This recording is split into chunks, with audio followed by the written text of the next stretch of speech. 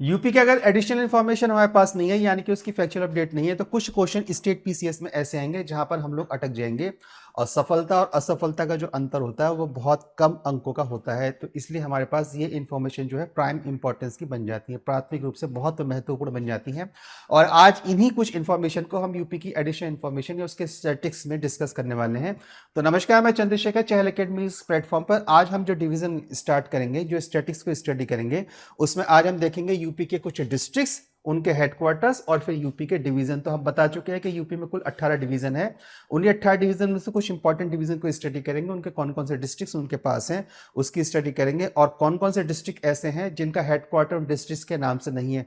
तो ऐसे कुछ डिस्ट्रिक्ट को स्टडी करेंगे। तो उससे पहले अगर हम यूपी के पॉलिटिकल मैप को एक बार फिर से रिवाइज करते हैं, क्योंकि मैंने कहा कि यूपी में और बिहार में जो ही बात स्टार्ट हुई पॉलिटिक्स नैरेटिव के साथ ही स्टार्ट होती है, उसके साथ ही समाप्त हो जाती है। तो अगर हमने यूपी के पॉलिटिकल मैप को स्टडी कर लिया है तो हम कहते हैं कि हाँ, हमारे पास यूपी का एक माइंड मैप सामने निकल कर आ जाता है। और अगर यूपी का माइंड मैप हमने पॉलिटिकल बेस पे स्टडी कर रखा तो हमको पता था कि हमारे पास उत्तराखंड के साथ 7 डिस्ट्रिक्ट हैं, नेपाल के साथ भी हमारे पास टोटल 7 डिस्ट्रिक्ट हैं, और ये 7 डिस्ट्रिक्ट हमारे पास हमारा इंटरनेशनल बॉर्डर बनाते हैं, जिसमें पीलीभीत है, खीरी है, बहराइच है, श्रावस्ती है, बलरामपुर है, सिद्धार्थनगर और महाराजगंज है। मैंने कहा था यहाँ पे हमारे पास क्लचिंग पॉइंट ये है कि जो कुशीनगर है वो नेपाल के साथ बॉर्डर शेयर नहीं करता है। हालांकि एक बहुत बीच में बहुत छोटा सा टिप है, अगर ये डिस्टेंस कवर हो जाता है तो कुशीनगर भी नेपाल के साथ बॉर्डर शेयर करता है, तो कुशीनगर नेपाल के साथ बॉर्डर शेयर नहीं करता है। ये अपने आप में एक इसका पहला क्लचिंग पॉइंट है। लेकिन अगर ध्यान रखेंगे तो महाराजगंज जो है वो बिहार के साथ बॉर्डर शेयर करता है, तो महाराजगंज बिहार के साथ बॉर्डर शेयर करता है कुशीनगर के साथ ही, लेकिन कुशीनगर नेपाल के साथ बॉर्डर शेयर नहीं करता है। जो लीस्ट डिस्ट्रिक्ट हमारे पास किस स्टेट के साथ है वो हमारे पास हिमाचल प्रदेश में है। तो मैंने कहा था कि ऊपर नॉर्थ पर आप देखेंगे, नॉर्थ वेस्ट पर, तो हमारे पास डिस्ट्रिक्ट है सहारनपुर, यहीं से गंगा नदी जो है वो यूपी में प्रवेश करती है, और यहीं से सिरमौर डिस्ट्रिक्ट के साथ हिमाचल प्रदेश का बॉर्डर यूपी शेयर करता है। इसके साथ ही हमारे पास एक यूनियन टेरिटरी है दिल्ली, जिसके साथ हमारे पास 2 डिस्ट्रिक्ट है, लेकिन एनसीआर में हमारे पास टोटल 8 डिस्ट्रिक्ट हैं। ये सारा का सारा रिवीजन हम यूपी के पॉलिटिकल मैप में कर चुके हैं। अगर हिमाचल प्रदेश के बाद देखते हैं तो राजस्थान के पास हमारे पास केवल 2 डिस्ट्रिक्ट निकल के आते हैं, जिसमें हमारे पास मथुरा हो जाता है और आगरा हो जाता है। और मथुरा का हमने स्टडी करा था कि मथुरा यूपी का ऐसा डिस्ट्रिक्ट है जिसमें लीस्ट रेनफॉल होता है। तो आपका होमवर्क ये है कि अगर हमने सब कुछ स्टडी कर रखा है तो आपको ये बताना है कि यूपी का ऐसा कौन सा डिस्ट्रिक्ट है जिसमें सबसे अधिक वर्षा होती है, अर्थात maximum amount of the precipitation rainfall है। और ये डिस्ट्रिक्ट अपने आप में बहुत महत्वपूर्ण और विश्व प्रख्यात डिस्ट्रिक्ट है। तो इसको आपको बताना है कि होमवर्क में। तो अगर वो लेक्चर आपने नहीं देखा है तो उसके थ्रू गो थ्रू कर लीजिएगा, क्योंकि मैंने उसकी पूरी स्टैटिस्टिक्स आपको दे रखी है। एमपी के साथ हमारे पास हाईएस्ट नंबर ऑफ डिस्ट्रिक्ट है टोटल 11, और इस प्रकार से UP, central UP, western UP और ईस्ट यूपी में डिवाइड होकर पॉलिटिकल बेस पर आगे की ओर बढ़ जाता है। तो ऐसे डिस्ट्रिक्ट जो डिस्ट्रिक्ट हैं लेकिन उनका हेडक्वार्टर डिस्ट्रिक्ट के नाम पे नहीं है, ऐसे हमारे पास टोटल डिस्ट्रिक्ट हैं 11। और उसमें जो हमारा पहला डिस्ट्रिक्ट आता है वो निकल के आता है हमारे पास अंबेडकर नगर। अभी अंबेडकर नगर कहाँ है? तो अंबेडकर नगर आप देखेंगे तो ईस्टर्न यूपी के जोन में, ईस्टर्न यूपी के पॉलिटिकल जोन में पड़ता है, जिसके उत्तर में बस्ती है, वेस्ट में अयोध्या है, यानी कि अंबेडकर नगर अयोध्या के साथ अपना बॉर्डर शेयर करता है, अयोध्या के साथ बॉर्डर शेयर करता है। और अयोध्या को लेकर सावधान रहिएगा, इस बार अयोध्या से कम 2 क्वेश्चंस आएंगे आपके स्टेट पीसीएस में। अयोध्या से कम 2 क्वेश्चन आएंगे, वो डिस्ट्रिक्ट से आ सकते हैं, हेडक्वार्टर से आ सकते हैं, उसकी कॉन्स्टिट्यूंसीज को लेकर आ सकते हैं, या उसके पॉलिटिकल नैरेटिव्स को लेकर आ सकते हैं, उसके सांस्कृतिक विरासत या इतिहास को लेकर आएंगे। लेकिन कम से कम 2 क्वेश्चन इस बार स्टेट पीसीएस में आपको अयोध्या से मिलने वाले हैं। तो अयोध्या के आजू बाजू के डिस्ट्रिक्ट भी, उसके नियर बाय के डिस्ट्रिक्ट में भी अम्बेडकर नगर अपने आप में डिस्ट्रिक्ट हो जाता है। चूंकि अयोध्या के साथ बॉर्डर शेयर करता है इसलिए अपने आप में इंपॉर्टेंट डिस्ट्रिक्ट बनकर निकल जाता है। और जो अंबेडकर नगर है इसका जो हेडक्वार्टर है इसको बुलाता है अकबरपुर। अकबरपुर यूपी का एक फेमस प्लेस है, लेकिन जनरली आपको इसका पॉलिटिकल मैप में देखने को मिलता नहीं है। अगर आप अकबरपुर ढूंढने का प्रयास करेंगे तो फिर आपको उसमें थोड़ा प्रयास करना पड़ेगा। लेकिन अकबरपुर अपने आप में, चूंकि अंबेडकर नगर का हेडक्वार्टर है, तो मान के चलिए कि अकबरपुर अंबेडकर नगर का सबसे बड़ा सिटी और वहां का अर्बन क्लस्टर है। और अंबेडकर नगर अपने आप में इसलिए विख्यात है कि सीधे मुंबई की ट्रेन आपको अंबेडकर नगर से मिल जाएगी, इसलिए अंबेडकर नगर अपने पास में, अकबरपुर अपने आप में अंबेडकर नगर के अंतर्गत इंपॉर्टेंस अपनी रखता है। तो इसके बाद हमारे पास दूसरा डिस्ट्रिक्ट आता है कुशीनगर।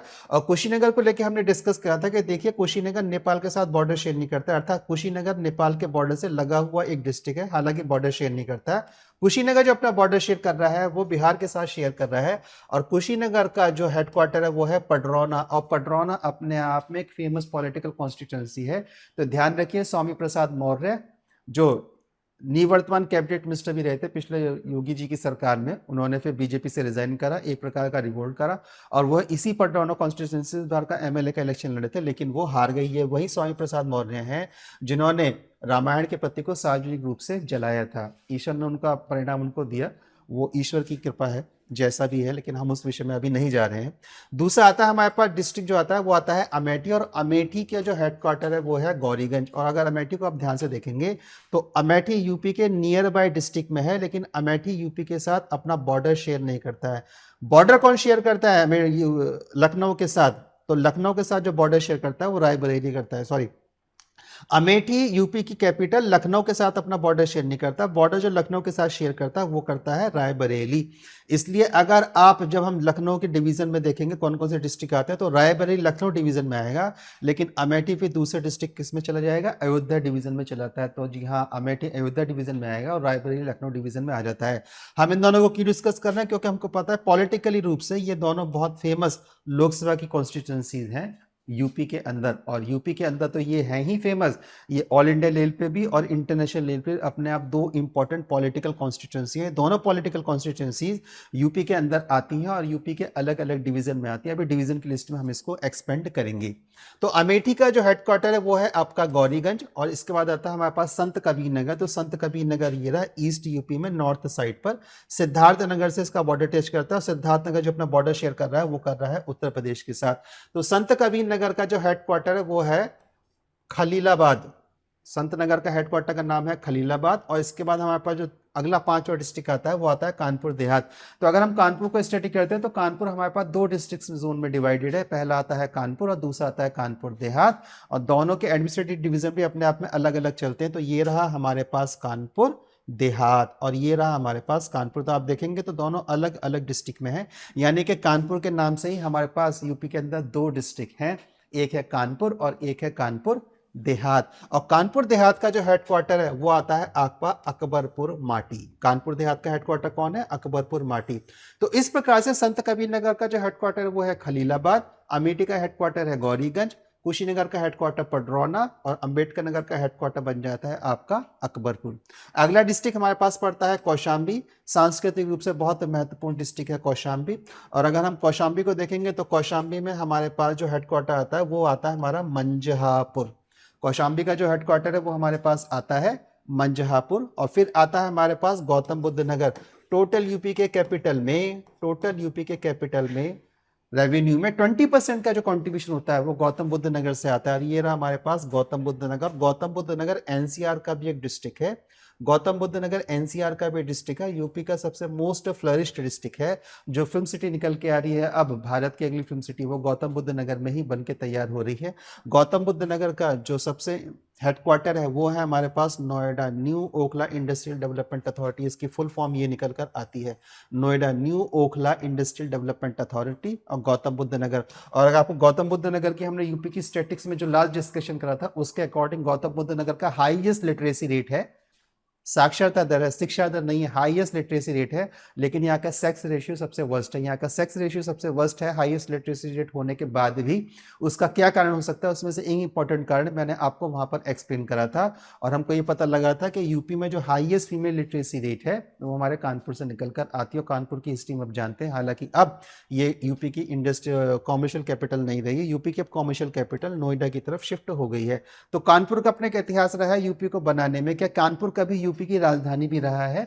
अगर ये कानपुर का इंडस्ट्रियल कैपिटल सिटी रहा है तो क्या कानपुर कभी यूपी की राजधानी रहा है? क्योंकि हमने जो यूपी की पॉलिटिकल मैप में उसके नेम का जो डिस्कशन करा था उसमें हमने इसकी पॉलिटिकल हिस्ट्री को स्टडी किया था। तो आपका अगला होमवर्क ये आता है कि आप उसमें से देखें और सर्च करें कि कानपुर भी कभी क्या यूपी की राजधानी रहा था। देखेंगे तो एक ट्विस्ट आपको वहां पर मिल जाएगा। फिर अगला आता है हमारे पास सिद्धार्थनगर। अब सिद्धार्थनगर हमारे पास कहाँ है? तो हमने कहा सिद्धार्थनगर हमारे पास वो डिस्ट्रिक्ट है जो नेपाल के साथ बॉर्डर शेयर करता है, यानी कि सिद्धार्थनगर के पास अपना एक इंटरनेशनल बॉर्डर है। तो ऐसे डिस्ट्रिक्ट है जिनके हेडक्वार्टर डिस्ट्रिक्ट के नाम से नहीं, उसमें एक डिस्ट्रिक्ट हमारे पास इंटरनेशनल बॉर्डर का भी आता है। ये इस यहाँ का इंपॉर्टेंट क्लचिंग पॉइंट हो जाता है। और इसका जो हेडक्वार्टर वो आता है अपने पास नौगढ़। फिर हमारे पास आता है जालौन। और जालौन कहाँ पड़ता है? तो जालौन हमारे पास पड़ता है ये, और जालौन चंबल के क्षेत्र के रीजन से अफेक्टेड रीजन होता है और ये मध्य प्रदेश के साथ अपना बॉर्डर शेयर करता है। और जालौन का जो हेडक्वार्टर है वो है ओराई। और फिर हमारे पास आता है फर्रुखाबाद। अब ये फर्रुखाबाद कहाँ है, तो फर्रुखाबाद अपनी चूड़ियों के लिए बहुत फेमस है, और फर्रुखाबाद हरदोई से पहले की तरफ पड़ता है। ये ईस्टर्न वेस्टर्न यूपी जहाँ से समाप्त होता है, वहीं से फर्रुखाबाद सेंट्रल यूपी के साथ स्टार्ट होता है। और फर्रुखाबाद अपने फेमस इसके चूड़ियों के लिए बहुत फेमस है, और इसका जो हेडक्वार्टर वो आता है अपने पास फतेहगढ़। और फिर लास्ट डिस्ट्रिक्ट हमारे पास है सोनभद्र, और सोनभद्र को लेकर हम लोग बहुत क्लियर हैं कि यूपी का केवल एकमात्र ऐसा डिस्ट्रिक्ट है जो 4 स्टेट के साथ अपना बॉर्डर शेयर करता है। इसके साथ ही सोनभद्र के पास यूपी में सबसे अधिक वेटलैंड है, और इस प्रकार से सोनभद्र अपने आप में बहुत इंपॉर्टेंट डिस्ट्रिक्ट बनता है यूपी का। और सोनभद्र का जो हेडक्वार्टर है वो आता है हमारे पास रॉबर्ट्सगंज। तो इस प्रकार से अगर क्वेश्चन ये आएगा कि यूपी में ऐसे टोटल कितने डिस्ट्रिक्ट है जिनका हेडक्वार्टर डिस्ट्रिक्ट के नाम से नहीं है, तो टोटल काउंटिंग ऑफ डिस्ट्रिक्ट जो हमारे पास आ जाती है वो आ जाती है हमारे पास 11। इसमें से कोई एक ऐसा डिस्ट्रिक्ट जिसके पास इंटरनेशनल बॉर्डर है तो वो डिस्ट्रिक्ट हमारे पास आ जाता है फिर हमारा सिद्धार्थनगर। और इसमें से ऐसा डिस्ट्रिक्ट जिसके पास maximum number of the state border है तो वो आ जाता है हमारे पास सोनभद्र। ऐसा डिस्ट्रिक्ट जिसका हेडक्वार्टर उस डिस्ट्रिक्ट के नाम से नहीं है लेकिन उसके पास यूपी की हाईएस्ट वेटलैंड है तो वो हो जाता है हमारे पास में सोनभद्र। और इस प्रकार से इन 11 डिस्ट्रिक्ट का हम लोग डिवीजन यहाँ पर देख के चलते हैं। तो ये हमारा पॉलिटिकल मैप है। अब हम देखते हैं कि हमारे पास यूपी के जो डिवीजन है वो कौन कौन से हैं। तो यूपी के डिवीजन में हमने कहा कि हमारे पास टोटल 18 डिवीजन है, और उन 18 डिवीजन का अगर हम नाम लेंगे तो हम हिमाचल बॉर्डर से स्टार्ट करते हैं। हिमाचल बॉर्डर पे हमारे पास डिस्ट्रिक्ट था सहारनपुर, तो ये था हमारे पास सहारनपुर डिवीजन। और सहारनपुर डिस्ट्रिक्ट सहारनपुर डिवीजन में हमारे पास टोटल 4 डिस्ट्रिक्ट है। सहारनपुर हेडक्वार्टर्स का सहारनपुर है, और पहला आता है हमारे पास सहारनपुर, मुजफ्फरनगर और शामली। तो क्या मुजफ्फरनगर और शामली एनसीआर के डिस्ट्रिक्ट भी हैं? मुजफ्फरनगर और शामली के एनसीआर के डिस्ट्रिक्ट भी हैं। इसको देख के और समझिएगा क्योंकि ये क्लचिंग पॉइंट है कि जो सहारनपुर डिवीजन है जिसमें टोटल 3 डिस्ट्रिक्ट्स हैं हेडक्वार्टर सहारनपुर के साथ, उसमें जो दूसरे और तीसरे नंबर का डिस्ट्रिक्ट है मुजफ्फरनगर और शामली, क्या वो दिल्ली एनसीआर की टेरिटरी में आते हैं? अगला डिवीजन हमारे पास आता है मुरादाबाद डिवीजन, और मुरादाबाद डिवीजन का हेडक्वार्टर मुरादाबाद ही है। और यहाँ पे हमारे टोटल कितने डिस्ट्रिक्ट है? 5 आते हैं। तो मुरादाबाद है, बिजनौर है, रामपुर है, अमरोहा है और संभल है। संभल इंपॉर्टेंट डिस्ट्रिक्ट है क्योंकि कल्की धाम यहाँ पर रहता है हमारे पास संभल में। अमरोहा हमारे पास इंपॉर्टेंट डिस्ट्रिक्ट ये बन के आता है क्योंकि ये न्यूएस्ट डिस्ट्रिक्ट जो बना था हमारे पास ज्योतिबा फुले नगर डिस्ट्रिक्ट, उसमें अमरोहा उसका डिवीजन रह जाता है। रामपुर हमारे पास इंपॉर्टेंट डिस्ट्रिक्ट है आजम खान के पर्सपेक्टिव से, और मोहम्मद जौहर जो यूनिवर्सिटी बन रही थी वो रामपुर बन रही थी। और बिजनौर हमारे पास इसलिए इंपॉर्टेंट हुआ था 2 पॉलिटिकल पॉइंट से। एक पॉलिटिकल पॉइंट यह है कि चंद्रशेखर, जिनको पॉलिटिकल क्लास में रावण बोला जाता है, वो यहीं से इस बार मेंबर ऑफ पार्लियामेंट इलेक्ट होकर आए हैं। और दूसरा जो इंपॉर्टेंट पॉइंट वो ये था कि जो हमने अमनगढ़ टाइगर रिजर्व करा था, और मैंने कहा था जिम कॉर्बेट नेशनल पार्क का एक्सटेंशन अमनगढ़ टाइगर रिजर्व है, वो हमारे पास बिजनौर में ही आता है। हमने टोटल 4 टाइगर रिजर्व यूपी के देखे थे, उसमें से एक अमनगढ़ हमारे पास बिजनौर में यहाँ पर आ रहा है। फिर अगला डिवीजन आता है हमारे पास बरेली डिवीजन, और अभी तक हम वेस्टर्न यूपी में ही चल रहे हैं। तो बरेली डिवीजन का हेडक्वार्टर बरेली होगा। बरेली, बदायूं, पीलीभीत और शाहजहांपुर। अब ये पीलीभीत को आपको ध्यान रखना है कि आप पीलीभीत इंटरनेशनल बॉर्डर शेयर कर रहा है, और पीलीभीत में जिम कॉर्बेट नेशनल पार्क का एक्सटेंशन है, ये आपका दूसरा होमवर्क है। और पीलीभीत में क्या कोई टाइगर रिजर्व भी आता है, ये आपका तीसरा होमवर्क है। और पीलीभीत से ऐसी कौन सी रिवर है जो गंगा की सहायक नदी उसके उल्टे हाथ पर बनती है? नेक्स्ट आ जाता है हमारे पास लखनऊ डिवीजन। अब लखनऊ डिवीजन का हेडक्वार्टर हमारे पास लखनऊ है, लेकिन अब ध्यान से देखिए, लखनऊ है, हरदोई है, लखीमपुर खीरी है, इसको ध्यान रखिएगा। रायबरेली है। अब मैंने कहा था रायबरेली एक इंपॉर्टेंट पॉलिटिकल कॉन्स्टिट्यूंसी है अमेठी के साथ, और रायबरेली से इस बार Rahul Gandhi member of parliament बनकर आए हैं, इसलिए अपने आप में एक इंटरनेशनल फुटेज इसको यहाँ से मिल गया इस बार।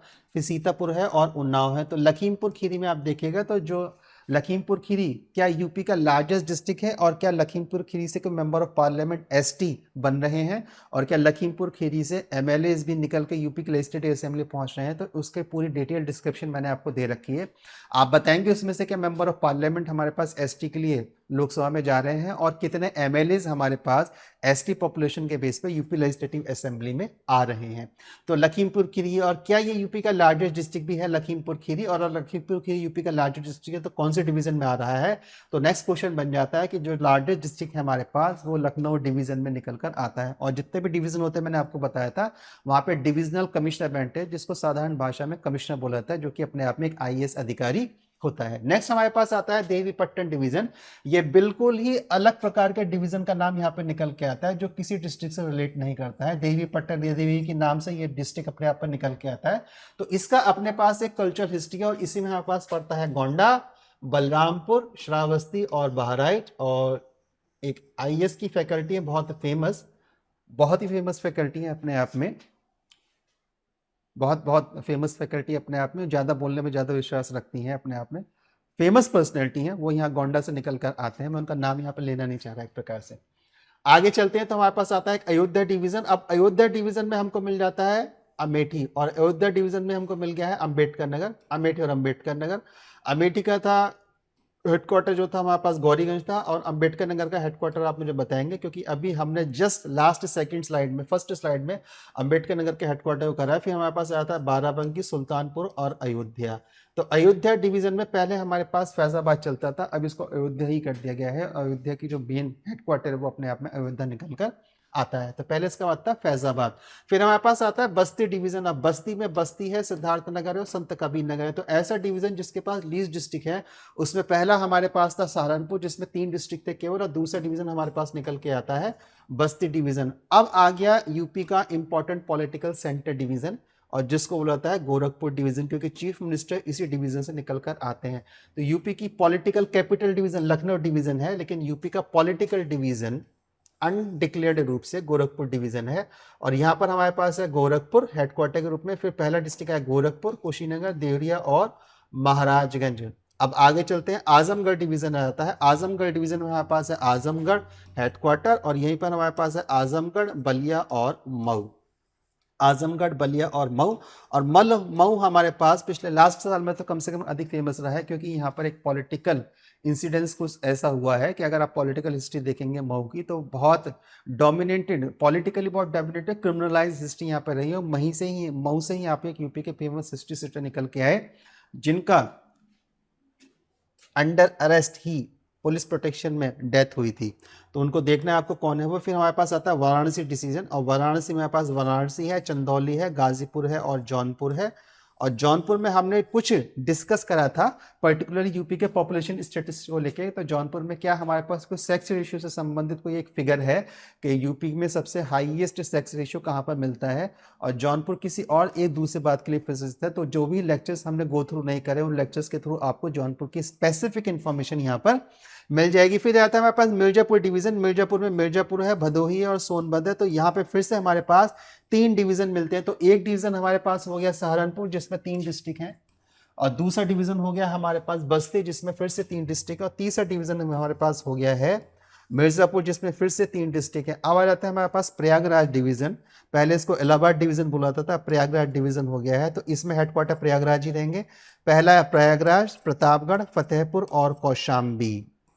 प्रयागराज, प्रतापगढ़, फतेहपुर और कौशाम्बी। और फिर हमारे पास आता है चित्रकूट डिस्ट्रिक्ट। अब ये चित्रकूट डिस्ट्रिक्ट जो है राम सर्किट का अपने आप में इंपॉर्टेंट पार्ट है, और इसका जो हेडक्वार्टर है वो हमारे पास बनता है बांदा। और फिर डिस्ट्रिक्ट आता है हमारे पास चित्रकूट, बांदा, हमीरपुर और महोबा। तो ध्यान रखिएगा चित्रकूट डिवीजन है, लेकिन उसका जो डिस्ट्रिक्ट हेडक्वार्टर है वो हमारे पास निकलता है बांदा। तो ये हमारे पास एक इंपॉर्टेंट नेक्स्ट, ये हमारे पास एक इंपॉर्टेंट क्लचिंग पॉइंट जो डिफरेंट होकर आया है वो हमारे पास आता है चित्रकूट के रूप में।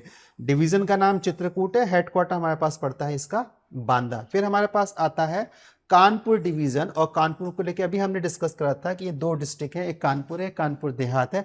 और क्या कानपुर देहात में ही कानपुर डिवीजन के अंतर्गत कानपुर देहात आते हैं? तो हाँ देखिए, कानपुर नगर आ गया है, देहात आ गया है, इटावा आ गया है, फरुखाबाद आ गया, कन्नौज आ गया है, औरैया आ गया है। और इटावा अपने आप में एक इंपॉर्टेंट डिस्ट्रिक्ट बनता है, क्योंकि ये क्या मध्य प्रदेश के साथ बॉर्डर शेयर कर रहा है।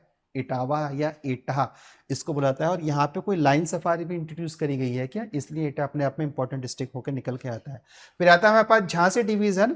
तो हेडक्वार्टर झांसी है, और झांसी, जालौन और ललितपुर। अभी हमारे पास चौथा डिवीजन आता है जिसके पास लीस्ट नंबर ऑफ डिस्ट्रिक्ट है, केवल 3 डिस्ट्रिक्ट बनते हैं। और फिर हमारे पास आ जाता है आगरा डिवीजन, और आगरा डिवीजन में हमको मिलेगा आगरा, फिरोजाबाद, मैनपुरी और मथुरा। और इस प्रकार से हमारे पास टोटल यूपी के 18 डिवीजन निकल कर आते हैं।